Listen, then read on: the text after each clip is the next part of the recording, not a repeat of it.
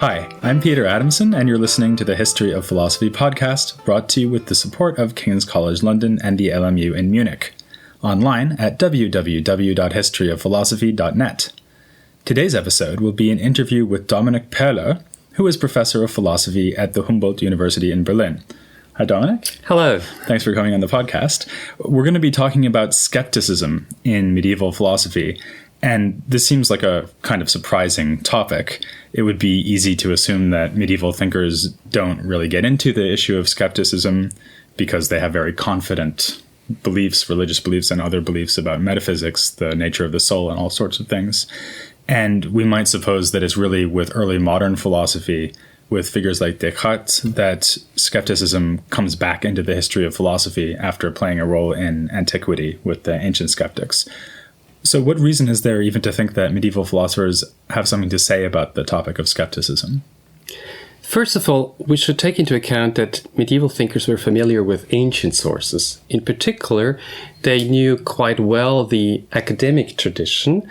They read Cicero's Academica and Augustine's Contra Academicos. That's why they were familiar with many skeptical scenarios, say sensory illusions, the dream hypothesis, or even the hypothesis that a divine being could intervene and manipulate our cognitive states.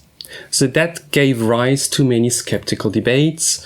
They started in the 13th century. Henry of Ghent is a famous person who read Augustine and commented on all the skeptical cases presented in Contra Academicos.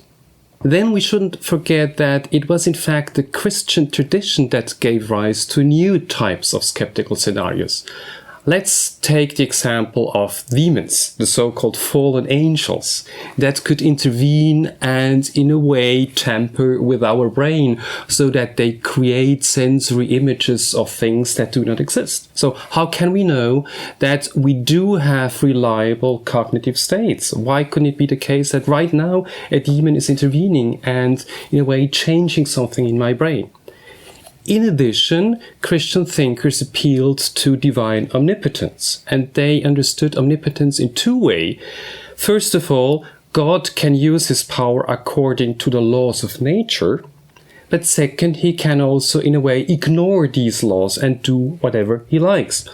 That was called the potentia absoluta, and by using this unlimited power, God can do everything, including everything that concerns our cognition. So why couldn't it be that God creates in me a thought about a thing that doesn't exist, while I mistakenly believe that this thing exists?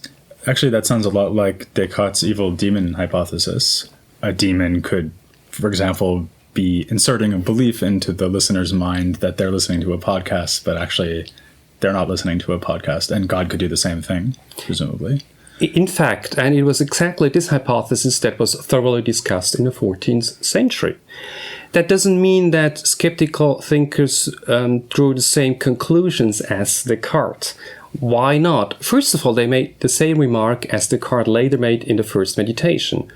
God is a benevolent creator. That's why we shouldn't think that he wants to deceive us. So all medieval thinkers said that in principle, God could use his unlimited power to deceive us, but since he's a good God, he does not want to deceive us.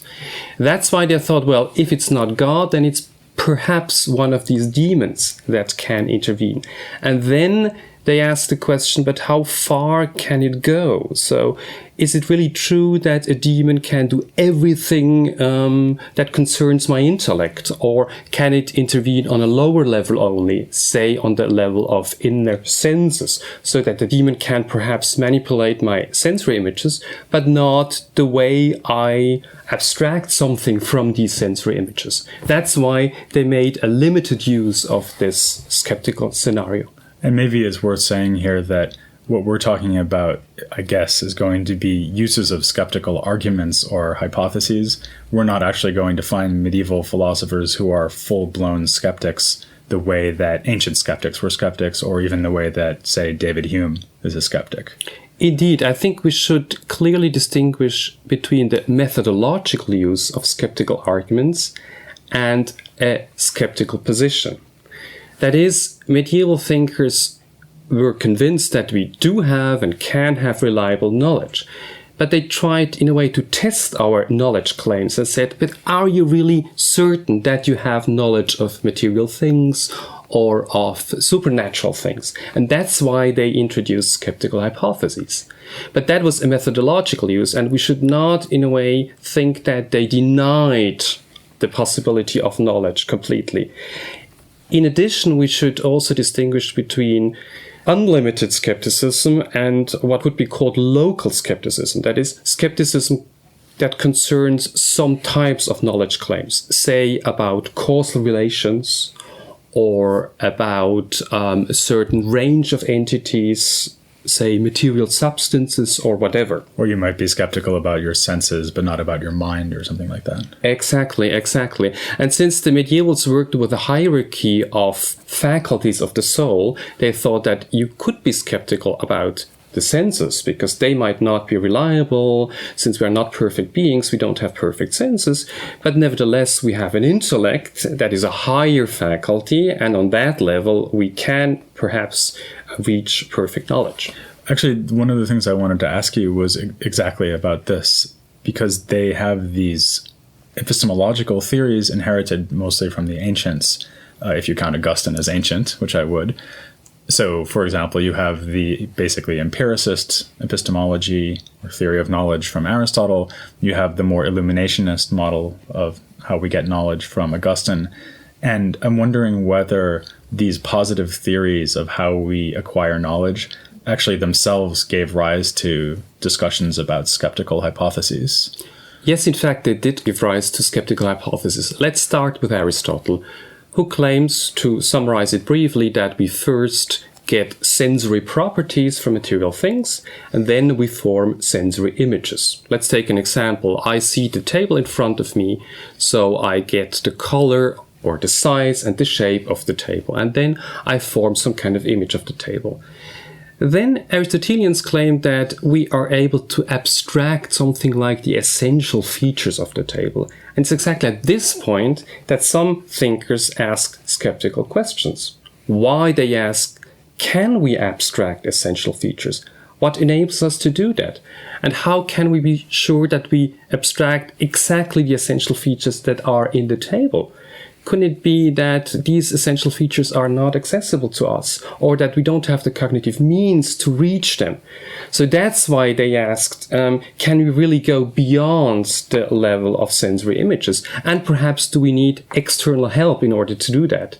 The illuminationists, for instance, said that, well, a human being cannot just get everything out from sensory images, so we need illumination. God, in a way, needs to assist us so that we really get the essence of the thing. And others with more skeptical motivations thought that perhaps that's something we can never reach. Perhaps our knowledge is limited. So maybe there's three possible views there. The Aristotelian view, which is sense perception will get you all the way to universal necessary understanding of essences. The illuminationist view taken from Augustine, which is that sense perception won't do that. This is a more Platonist view, I guess.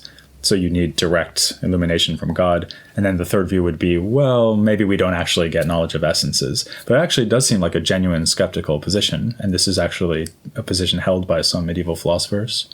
In fact, that is a skeptical position, although I wouldn't say that they would really claim that we can never go beyond the sensory level, since they also had the Christian belief that, in a way, we are more or less equipped with reliable faculties. They would say that, well, perhaps we cannot get exactly the essential features as they are, but we can get something out of the thing. And if we repeatedly go through a process of abstraction, then in the end, we can have at least an approximation. So they didn't take the full-blown skeptical position.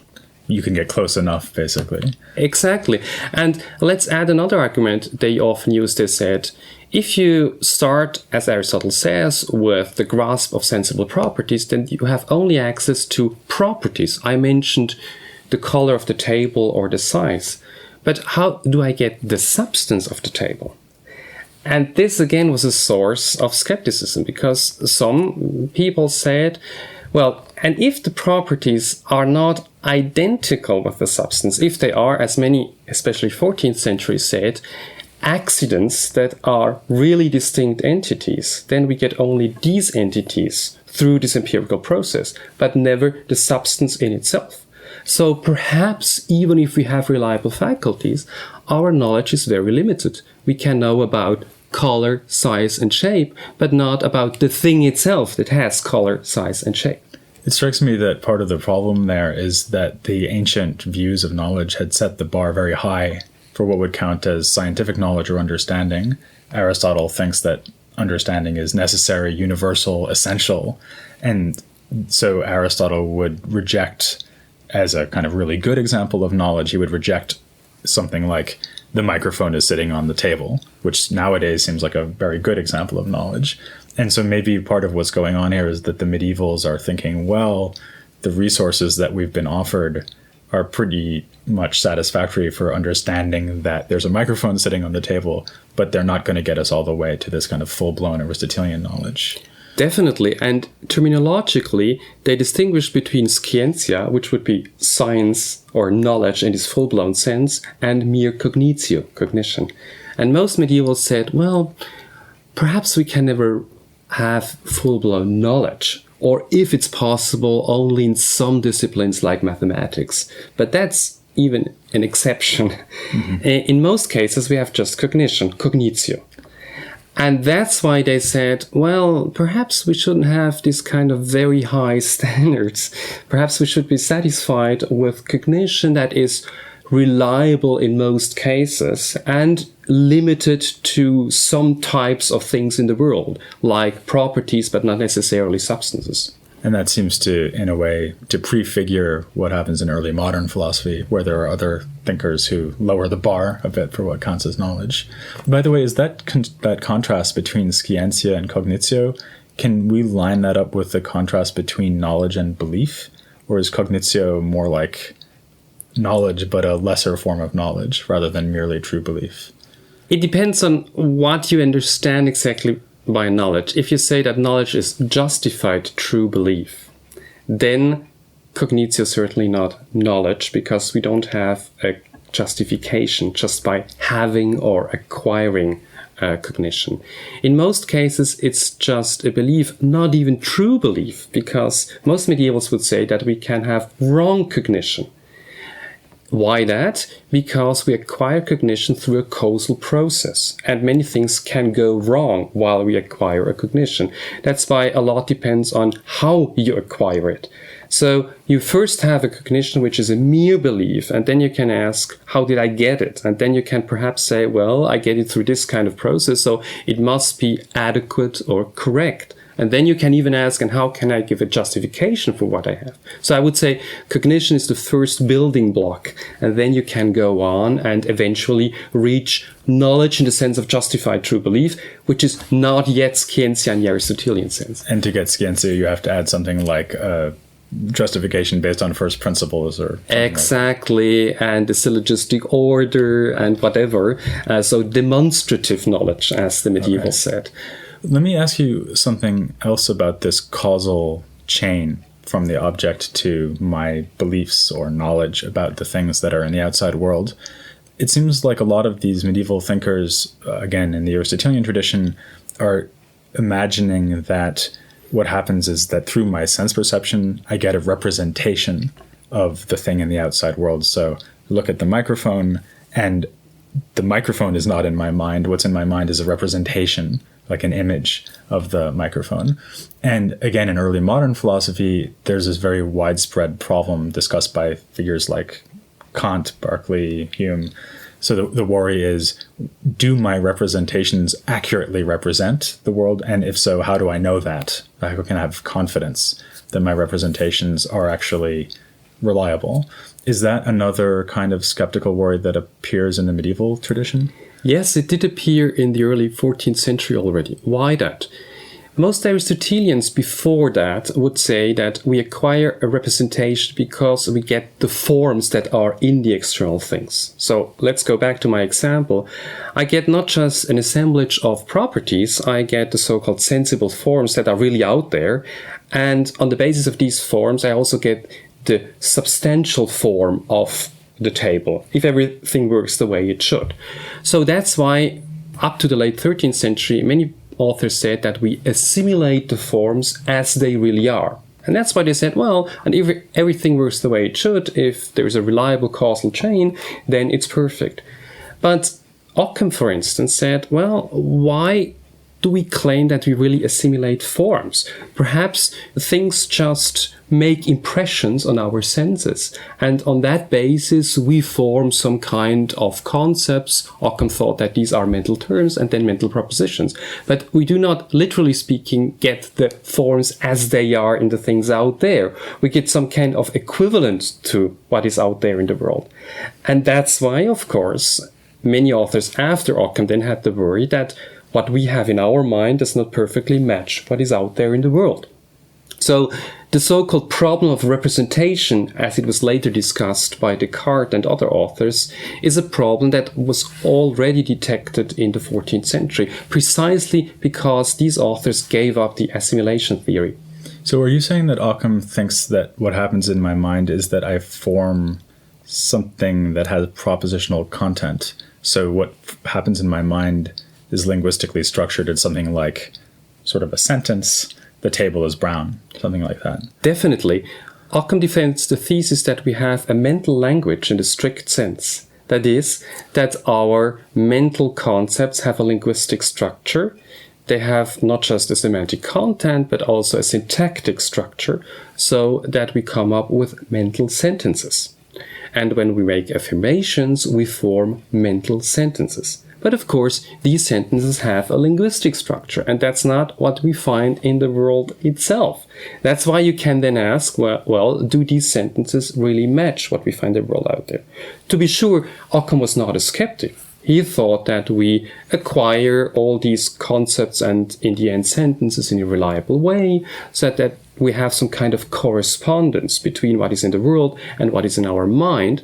But nevertheless, of course, one could ask, and many authors after Occam did ask this question, how we can be sure that our sentences match the things and properties in the world. Right. It seems like there's two ways of thinking about this representationalist view, both of which are open to different kinds of skeptical worry. I mean, there's a sort of picture or image view, where I have a sense impression, and I guess maybe Aquinas might think something more like this. So there's a sense, it's almost like a picture, right, in the soul. And then there's the view you just described that we find in Occam, where it's more like a sentence. And with the picture view, the worry would be, well, my representation is like an inaccurate portrait. So it's like a painting of someone, and it doesn't look like the person. And how do I know that my pictures look like the things? And then in the case of the Occam view, the worry would be something more like, well, how do I know the propositions are true, right? Because what I'm getting is the impression that the table is brown, but maybe it's not brown. Right? Definitely, we do have these two views, and I would say that Aquinas, of course, has not only the picture view, because he would say we have pictures on the sensory level, but in addition to that, we have something on the intellectual level. Aquinas thought that we can, as I already mentioned, abstract essential features. And there we get the additional worry. If we have something more than an image, what exactly is it? Is it really true that we can have, in addition to the picture, the substantial form of the table? What should that be? How could that form exist in my mind? So that was very puzzling. And if we then look at Occam, who in fact defends the view that we have something linguistic in our mind, then we can first ask, but how do we get these sentences, given that we have just sensory inputs? What enables us to form mental sentences? Is there some guarantee that there's a reliable process for acquiring these sentences? And once we have them, in what sense do they represent things out there in the world? Is that one reason why he went for this more propositionalist idea about how sensation works, that you don't have to somehow cross this bridge from something like a picture in vision to something like a sentence in the mind, the way that Aquinas would have said? Is that part of the motivation for the view? I think that's one part of the motivation. Another part is also that Occam had a different theory of the soul. Aquinas still thought that there's one single soul in a human being, so that we have different levels, but these levels in a way are part of one and the same soul. There is no gap between senses and intellect. Occam, on the other hand, thought that there's a sensory soul and a really distinct rational soul. That's why he couldn't say that, in a way, the intellect can use what the senses present as an image. So Occam would say we get, thanks to our sensory soul, just a sensory input. And then the rational soul has to do something with that, but it's a distinct causal power that does, to speak loosely, its own job. So that's why the rational soul has to produce sentences. Right. Okay. And so when I grasp something, then I have to grasp it propositionally using my rational soul. Exactly. Let me go back to yet another avenue of skeptical argument. There's something you mentioned towards the beginning of the discussion, which is this worry that a demon or God could somehow induce a false belief in me. And I mean, obviously, you don't have to believe in demons to worry about this. I mean, the modern equivalent might be a sort of virtual reality kind of scenario where a mad scientist is putting false beliefs in me. So what do the medievals have to say about this kind of hypothesis? They took it very seriously, but tried to, I would say, not eliminate it, but neutralize it by appealing to some metaphysical principles. Let me mention two of these principles.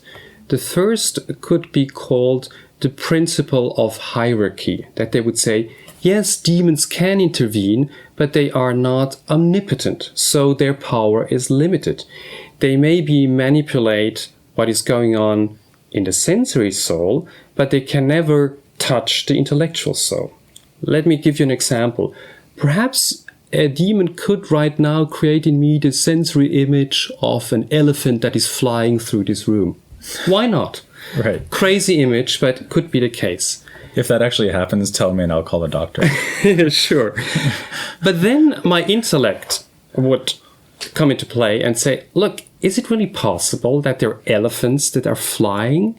Can it be that an animal that is that heavy can fly through a room? So my intellect would analyze what is presented to me in this image and eventually reach the conclusion that this is impossible. I ascribe properties to a thing that can never be in this thing.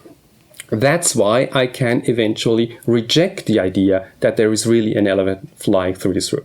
So the medievals would have said that it's possible to be deceived on the sensory level, but thanks to our intellect that can analyze what is presented on this level, we can in the end neutralize that. And that's why we are not deceived. Another principle they used was the principle of what they called natural evidence. Buridan, for instance, a 14th century author, used this principle when he discussed skeptical scenarios. And he said that yes, it's possible in principle to be deceived by a demon, but given the natural evidence we have acquired in many cases, we can compare this case with ordinary cases and test if it really fits into what we have experienced so far. And if it turns out that this is just an exception, then we can eliminate it. So it's not the case that, in a way, one single case of possible deception would rule out the possibility of knowledge at all. It sounds then like they're only really worried about a demon or God giving you a certain false belief on a certain occasion. They're not actually worried about this kind of virtual reality hypothesis where all your beliefs are systematically false. Is that right? In fact, and that's where I see a crucial difference between medieval debates and early modern debates. Because all the medieval authors who were, of course, strongly inspired by Aristotle thought that in principle we have reliable cognitive capacities. So we might be deceived in exceptional cases, but not in a normal case. And we can trust our senses. And of course, we can also trust our intellect. only later, when people started to question the reliability of our cognitive capacities, did they come up with the radical skeptical hypothesis that all our beliefs might be wrong because we could be deceived in each and every situation.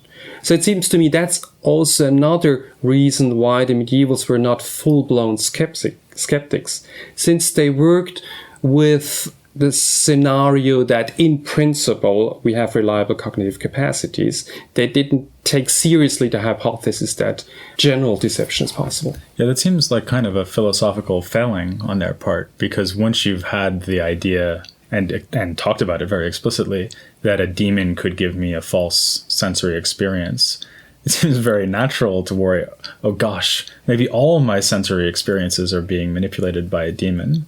Right. And so, I mean, is this just a lack of imagination on their part, or is there something more principled behind it? I don't think that it's just a lack of sophistication or something like that. They also had an additional reason, namely that if you think that you are wrong in each and every situation, you cannot give any explanation of what is going on in the world. So the world becomes something that lacks coherence, and your own attitude toward the world is a world of utter ignorance. But they thought, inspired again by the Christian background, that we have a well-ordered universe. So there is order in the material world, but there is also order in our mental world. And that's why, in a way, they thought it's unimaginable to think that we have just many beliefs that pop up in our intellect, but that might be wrong or completely lead us astray. So it seems to me that it's the idea of rational order that inspired them to reject a general skeptical hypothesis. Yeah, actually, if you look ahead to Descartes, the way he eventually defeats the general skeptical hypothesis is to prove that God exists and then say, oh, God wouldn't let that happen.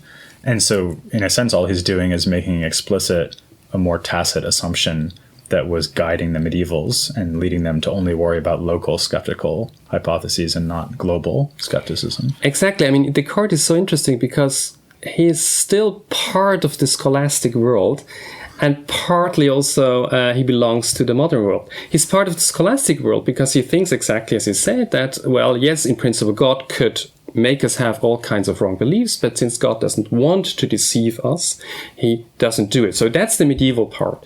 But where he's no longer medieval is in his anti-Aristotelian attitude, namely that we cannot take it for granted that we have reliable capacities. We need to give a proof for that. And that's why he does all he can in the third meditation to prove God's existence, so that we have someone who then guarantees the reliability of our cognitive capacities. So it seems to me that it's by giving up some kind of idea of cosmological order in general, but also order in a human being as far as the cognitive capacities are concerned, that enabled Descartes to go one step further.